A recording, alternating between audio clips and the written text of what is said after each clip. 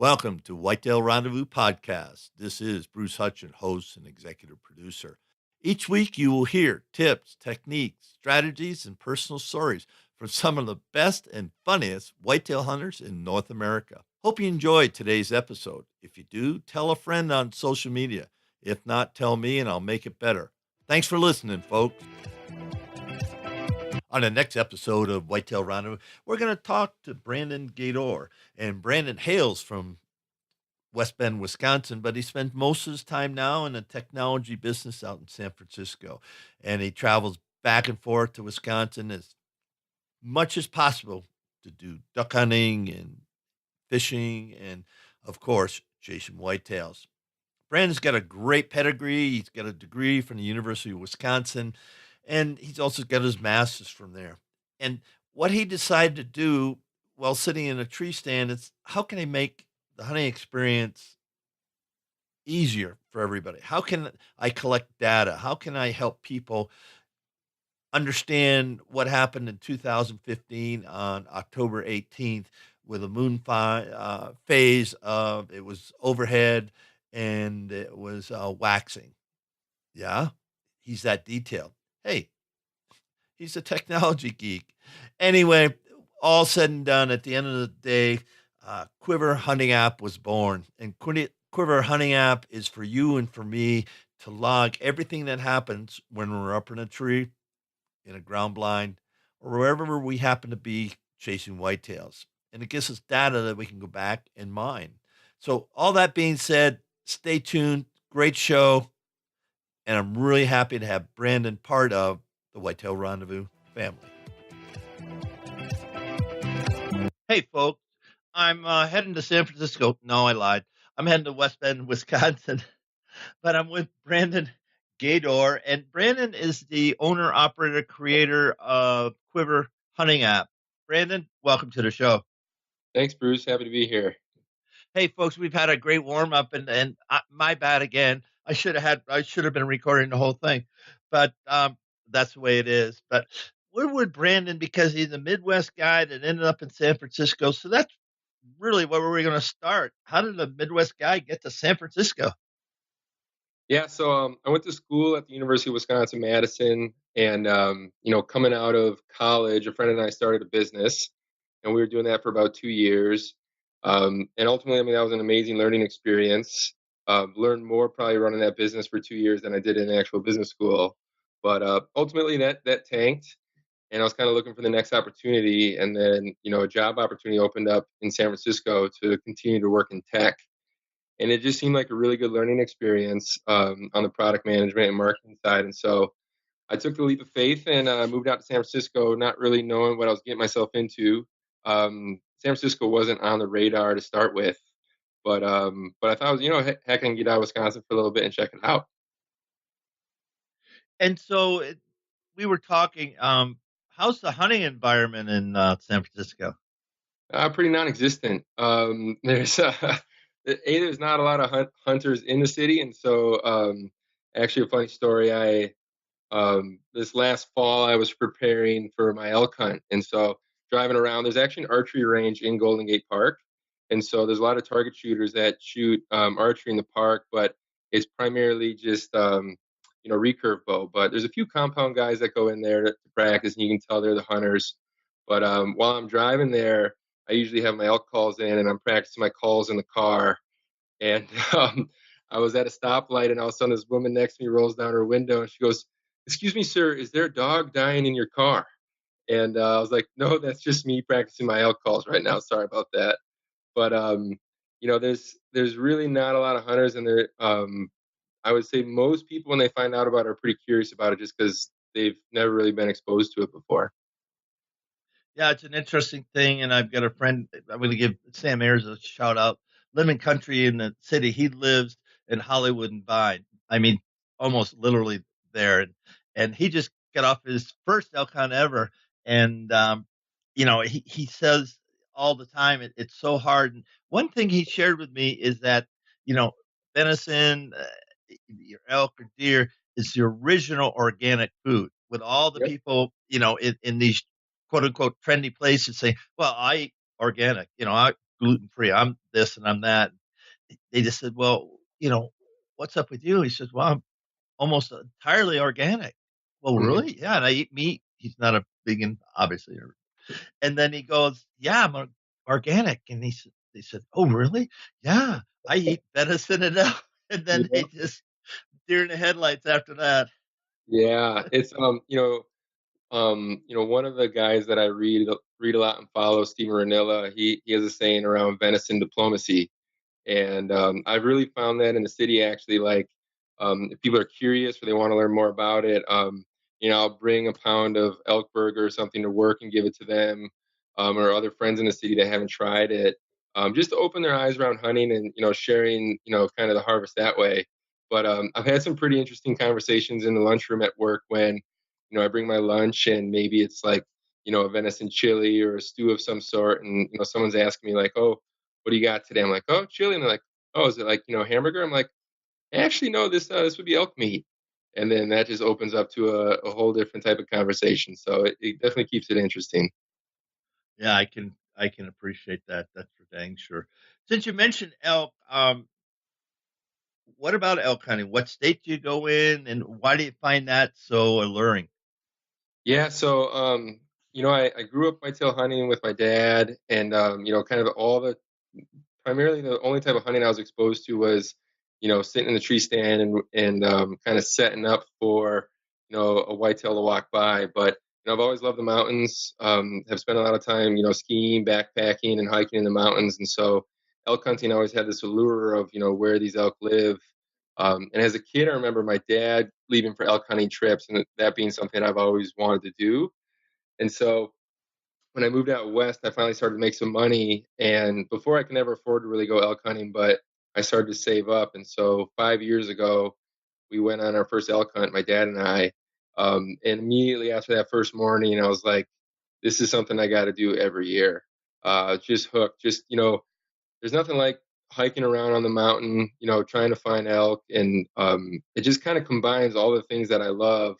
And it's just such an incredible workout as well. So, 5 years ago I started, and we started in Colorado, just outside of Meeker. And the first 3 years were rifle hunts, and then the last 2 years were archery hunts. And so we started out as rifle, but I knew right away that I always wanted to get out there in September, with the bow, and so we were working towards that. Um, so every year we've been around Meeker, except for last year we didn't draw, and we actually were down in the Durango area. But there's a unit up by Meeker that we went in this last year that is, needs about one preference point, in the White River National Forest. And so we didn't draw that last year. So we went down to, an over the counter unit outside of Durango. But then we were back up in the White River National Forest this past year in September. Yeah, folks, and for those who don't know, White River National Forest has the largest elk herd in basically the world. I mean, it's thousands and thousands and thousands of elk, and White River is huge. It's a huge national forest that's available to you and I. Yeah, does it get crowded? Yeah, within 1 mile of the trailhead, maybe two. After Hmm. that, you're on your own, and that's why I like it. I hunted Unit 42 this year. Saw some elk. One of our friends, Justin Johnson, committed outdoors, took a very nice 6 point bull. But there's nothing like hearing an elk bugle, in my opinion. Yeah, it's unbelievable. And like last year, something was funky with the rut last year, and just the elk weren't talking much. And so I was, a little bummed coming out of last season just because I didn't hear that many bugles. But this year it was just unbelievable. And like, you know, there's that quote from Mike Tyson, like, everyone has a plan until I punch them. And same is true when you wake up in the morning of elk hunting. You try to put a plan together, but as soon as you hear that first bugle, you're off to the races, to try and find that critter. But to follow up on that too, we had some really good encounters this past year.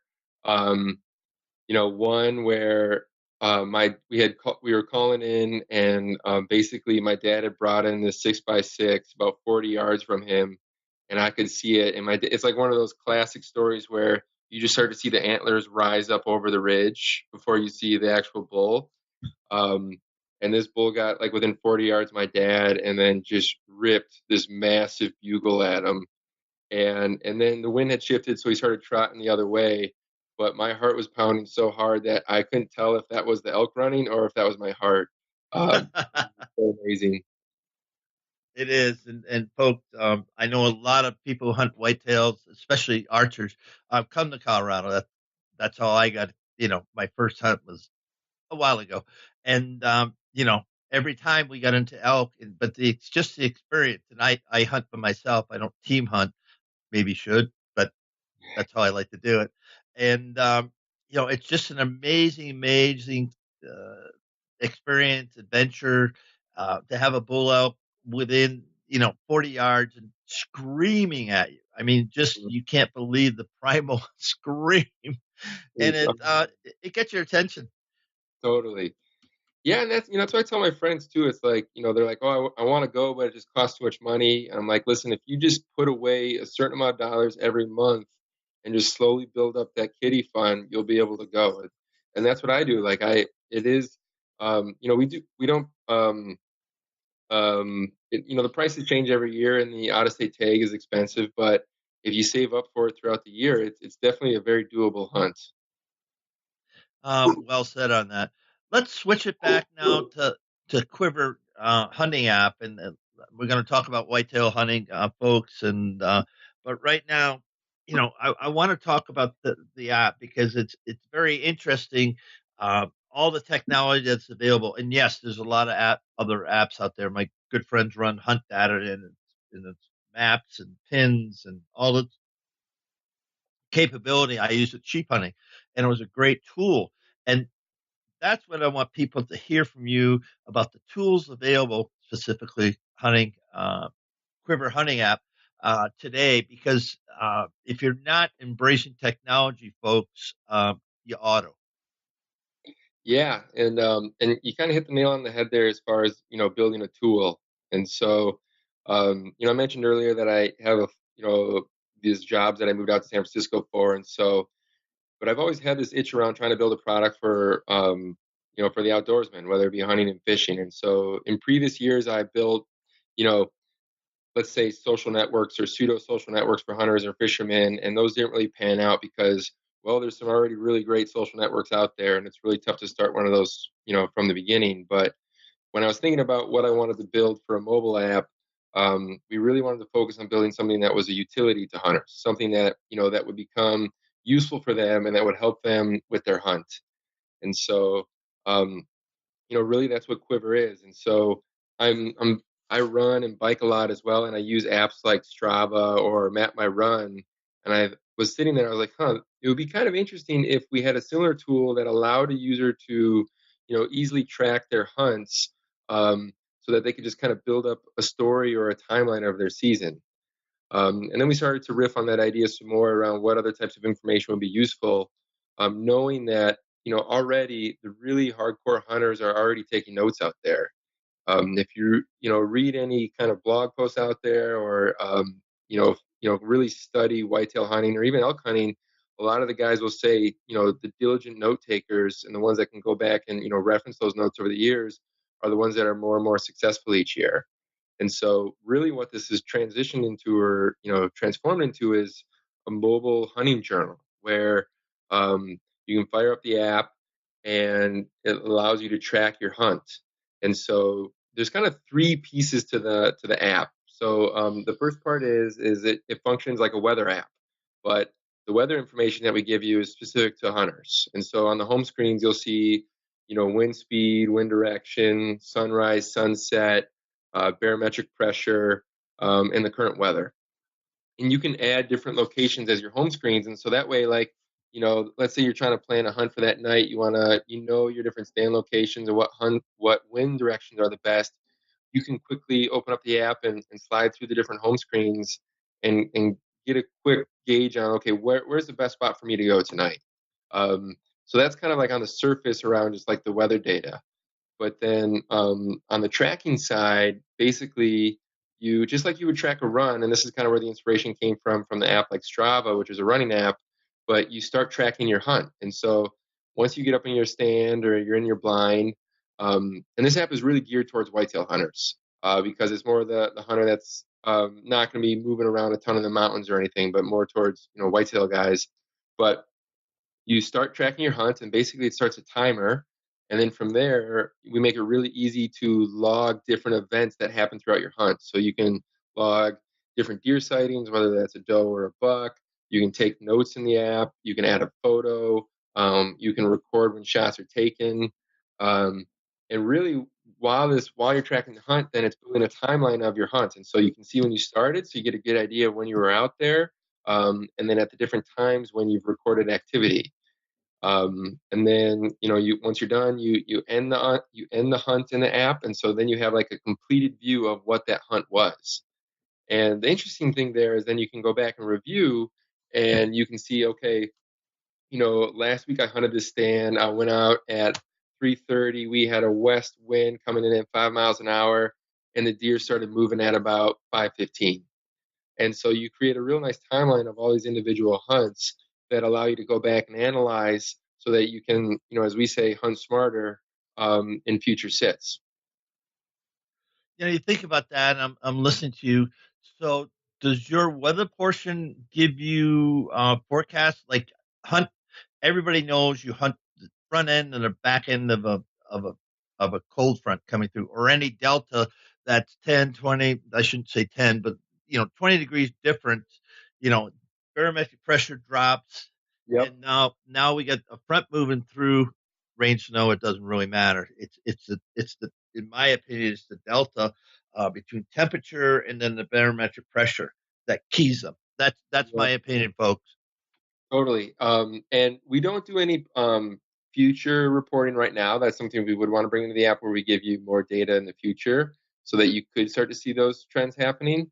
But what we do is, or what we have seen is that like exact evidence of what you're saying there, Bruce, around these deltas. And so one thing that's pretty neat and something that we want to um, expand on in the future is taking the data that we're collecting in aggregate. It's an important part that for users to know that all their data, everything is very private. We don't share that with anybody, and we only look at it in aggregate. And so we'll be able to like go back and measure. Okay, we know a cold front moved through on this week. We had a dropping barometer heading into the storm, and then it was rising afterwards. And then we look at actual activity logged in the app to support these types of theories out there. And we have an interesting blog post that does actually support that notion around these changing weather conditions, where we look at the average deer seen per hunt leading into the storm front, and then the post 4 days after the storm, and we see about a 60% increase in the average amount of deer seen per hunt. Um, and it's just neat to be able to back up these types of I'm going to say theories that we have around why deer move with the actual data that we're seeing in the app. Yeah, and folks, this is getting back to a tool. Forget about the technology, but it's really a tool to help you become a better hunter on your 40, 180, whatever you have. Um, acres. And I know everybody knows the tree stand, knows the best wind, knows all that. But how many out there actually keep the journal and say, hey, as Brandon said, went into the stand at 3:15, the deer were moving at 5 o'clock, the moon was underfoot, overhead. I mean, you start throwing all this stuff in there, and it's hard to remember. But Right. it's just like fishing. And I used to fish a lot, but I could tell from the tides and the moon and all that stuff. And I had a journal, and I'd say, and here's the solar times, and boom, we would hit fish not exactly, but within a couple of minutes of Yeah. all that data. Yeah. Exactly, and we really wanted to just create a really simple tool, and um, it's not like some souped up technology piece. Really, it's like I said, it's basically a journaling app where you can log your hunts and then log the different activity, but then we pull in all the weather information for you so that it's all right there in one app. Now, what does it cost? That's free right now. Okay, it's free. So are you selling advertising? What's your business model for cash flow in this sucker? Yeah, yeah. So, there's a few different avenues that we want to test out. Initially, Um, we basically we built this product as an MVP, which is a minimum viable product. Like we wanted to understand, the problem or the use case that we're building for. Is that something that users would want to use? And so that's kind of the leap of faith you have to take with any new business idea or new product you want to put out there, is like understanding, are we actually solving a problem? And so with this app, in order to answer that first question around, is this something that users are going to use? We wanted it to be free to at least start to collect that information. Um, and so we're coming into our third season, third hunting season this year, and we've tracked over 25,000 hunts. We have a 4.5 star rating in the App Store, and we get a ton of amazing feedback from users. And so I think we can say that yes, we've answered that first question around, will people use it, and is it a tool that they'll find useful? And so the next questions we need to try and answer are, okay, how do we uh, actually support this as a business? Because right now it's been completely bootstrapped, and it's uh, been an investment over time to build it. But there's a couple different ways we're going to try and solve that. So one is an idea we want to test out this year is a freemium model where the app is still free, but users can sign up for paid features. And so one thing we're thinking about around testing is, would users be interested in receiving alerts specific to them, specific to their geo, around potentially when are good times to hunt. And so knowing that we're seeing a weather pattern come in, knowing that we've seen hunters in that area, starting to log more activity in their hunts, would they want to get an alert around that? And would they pay for a feature like that? We don't know, but that's one hypothesis we have and something we want to test. The other the other angle is through sponsorships. And so for anyone that's used the app, or if you've checked it out, Bruce, the imagery in it and the design of it was really important to us, and we wanted to really build a beautiful app that was easy to use. And so if you go in there, you'll see some amazing imagery and home screen shots. And so this season, actually, we're working with Legendary Whitetails, which AJ, and that's how we got Yeah. into it. um, so we're going to feature legendary whitetails imagery in the app this year, and so that when a user, because the one thing we didn't want to do is put in the really annoying ads or pop-up ads that people see in apps, because that just kills the user experience and it's just annoying to the user. And so um, we wanted to weave in a brand's content so that it was seamless into the experience and not intrusive. And so you'll see this season, and very shortly we should be rolling it out with Legendary Whitetails content. And it's a way for them, to extend their brand, and so they can reach hunters in the tree stand. And for us, it's a way to support future development. That's good. Do you want to share your screen right now? Just go to the bottom and get the app up. Can you do that on your laptop or I not? can't do it on We my didn't lap. talk about, we didn't talk about that. My bad. No, no worries. But How about on your phone? Just turn your smartphone and hold it up. yeah, yeah. Let me do that real quick. Um, We should have where did, set this up, folks. My bad. no worries, Bruce. One question is though, is where did I put my? I don't know where I put my cell phone. Okay. In the bedroom? In the Yeah, truck? I'll be right back. 1 second. All right.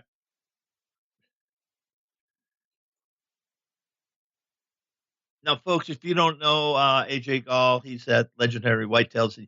He heads up their community division. He runs their blog. He's got a great, right now, rut forecast for 2017. That's up there. And if you go to Legendary Whitetails .com /community, you're going to find AJ, and just check him out. He's a heck of a guy. He's been on the show a couple of times. He did some specific things for me last year regarding the rut, and we did an ebook with him. So good people, and check out Legendary Whitetail. They're Wisconsin based and homegrown, and all sorts of lifestyle living. Living in the whitetail lifestyle with clothing and everything else combined. So there you go, AJ.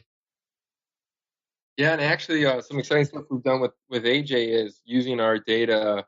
They have a data-driven rut post where we look at our data looking kind of at those same metrics around average deer seen and trying to see how that changes throughout the month of October into November and December. And we make basically using last year's data, we talk about, um, based on our data, when did those average deers spike, and then put predictions out there for each state. And so that's another kind of collaboration piece that we work on with them using our data. All right, so I can share some screenshots of the app here real quick. Now, is that coming through all right, Bruce? Yeah, right. Just like that. Yep, Jackson, Wisconsin, and then there's some glare in the bottom.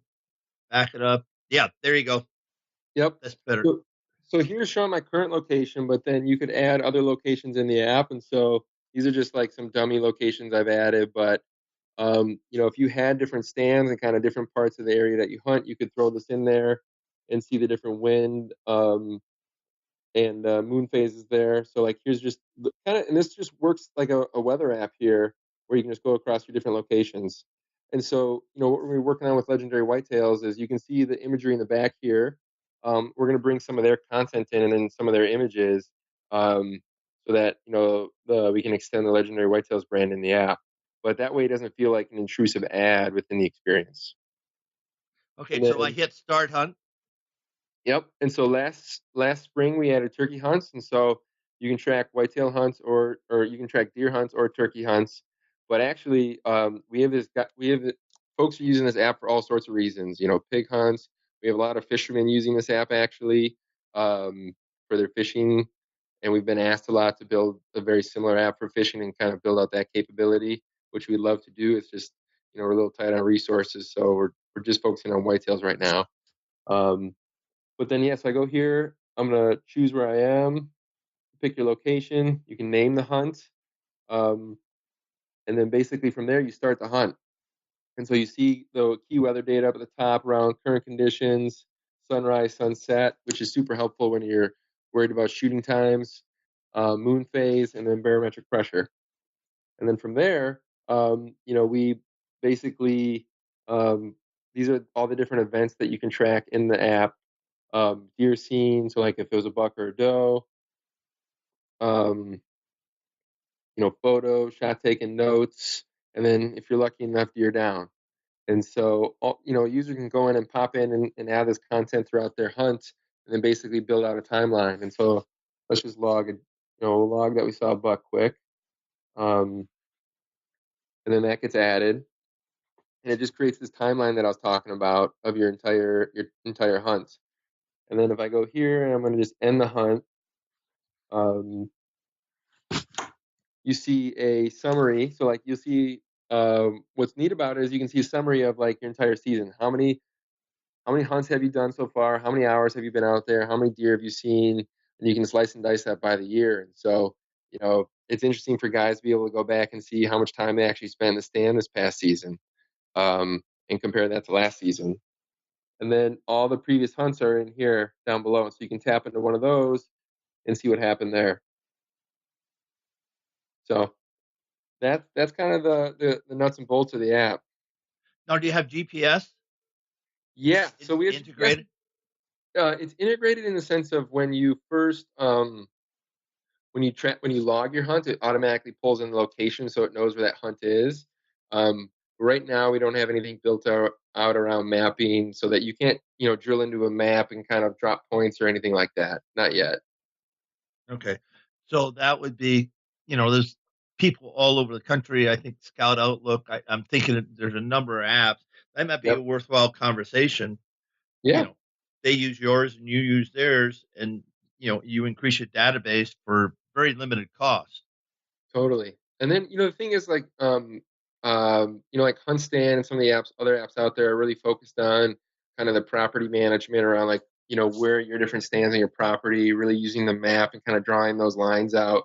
Where ours is much more like just a journaling app. Like it just focuses on, allows you to collect your data for your different hunts that you have. So you can kind of build that database of your own hunts, just like you were saying earlier, as you're keeping notes of it over time. Yeah, and let's get back to that.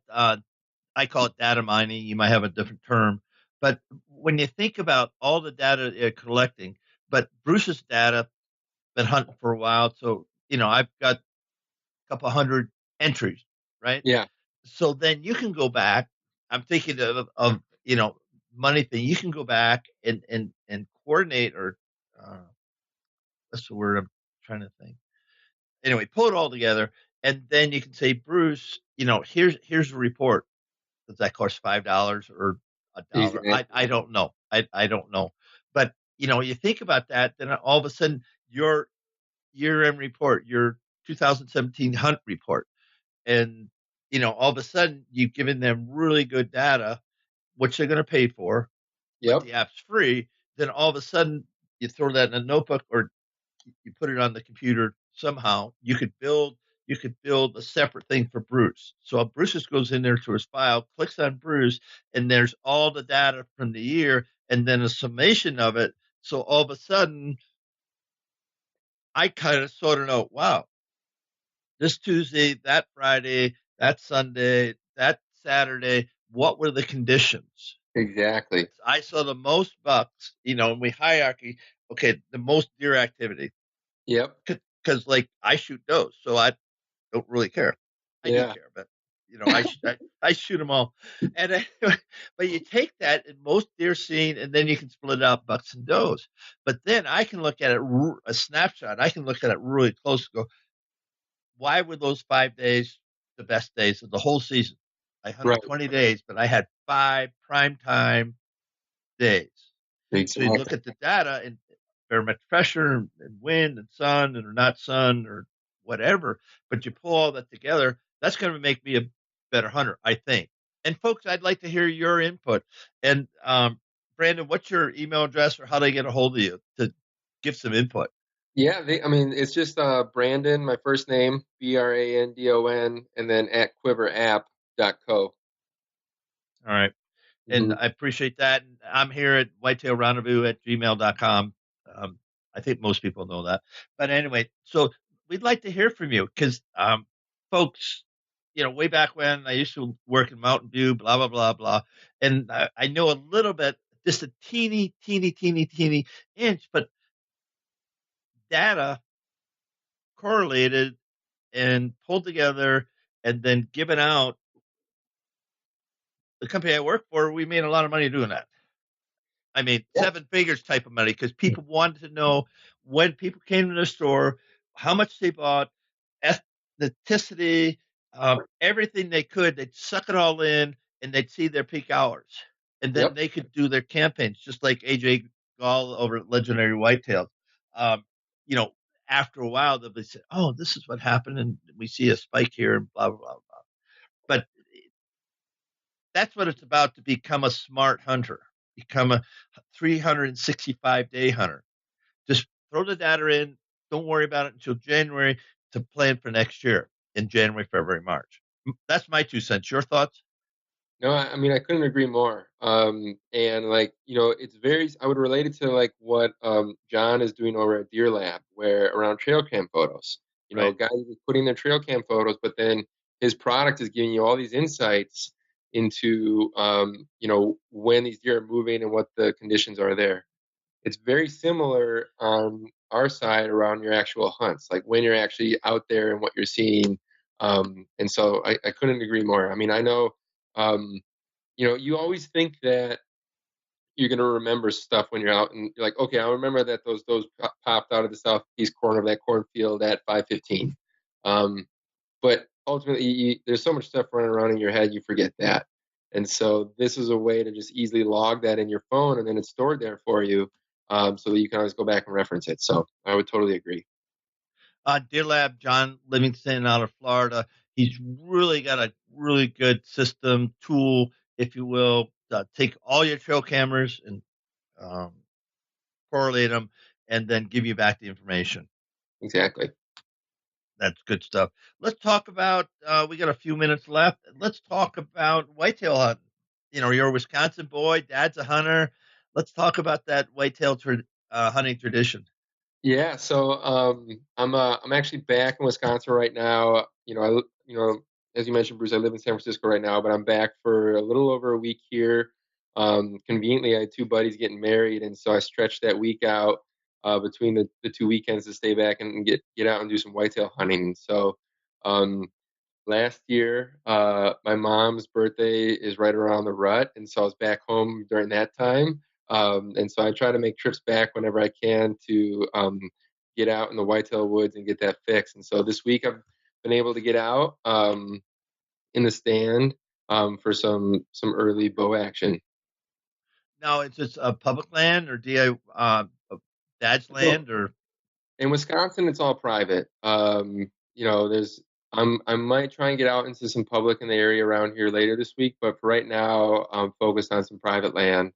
Um, but actually, heading back to California next week, and then I'll be getting out hopefully for some blacktail on some public land out there. so? What's the allure of whitetail hunting? I mean, you're from Wisconsin. I get that, but talk about the tradition that your father's passed down. It's just the campfire stories, right? It's just, I live vicariously all year round through my buddies that live back here still, but the text messages definitely pick up during the fall when deer season's picking up, and it's a chess match out there. And so all my different buddies have their different pieces of property that that they've been managing and trying to set up for the season. And it's just a constant chess match with these big mature whitetails, and trying to, put the pieces together and put a plan in place and make it happen. And so, um, I think, elk hunting is one thing where you're heading out into the mountains and you're hiking, and it's a totally different ball game. Where with whitetail, it's much more of a chess match. I feel like, and it's just something that in Wisconsin is just a huge part of the culture. That when I'm back home, I just love to get back into it and talk shop with all the guys back here. Now, does your dad still whitetail hunt? Yep. Yeah, he does. I mean, he really enjoys the elk hunting as well. But he for some reason he loves the late season bow hunt, and so he usually once the snow starts falling and the temps really drop is when he'll start to get out more.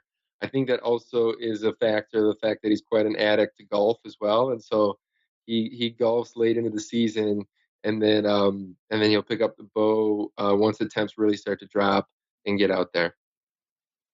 We're at the point in the show that you can give some shout outs. I think we've done a pretty good job of that, giving some people shout outs, but take time. I see you got a First Light hat on. So people that are, make life interesting for you with gear or other stuff. Yeah, I mean, I love the gear that the First Light guys put out, and I also a big reason why I'm a big supporter of them too is just what they stand for, um, and it's much more than just their brand, but the communication and the work they do around conservation and public lands. Living in the West, the public lands is a big part of the discussion. I mean, that's what's tricky about Wisconsin is that it's so much private land, and really here to game around who do you know, whose cousin's land can you get on and who do you have access from, where out west there's just so much opportunity for hunting on public lands. And First Light, I feel like those guys are doing an amazing job as around as spreading information and advocacy for public lands, and making sure that those public lands stay there.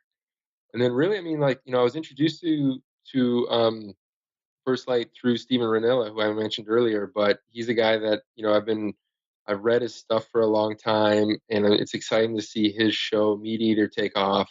And I think that is the one of the great intros to hunting. That if someone's curious to me about, like, because at the end of the day, like, us hunters, it's a pretty small population out there, and I would say the general population is interested in, or curious about hunting, and so if they are curious and they want to learn more about it, I'll generally point them in the direction of Steven Renola and the Meat Eater show that's on Netflix, um, just as a great way to start to understand, what hunting is. It's not just, um, you know, what some of the negative kind of perspectives are about it. Like his show really can open up the eyes of the viewers on that.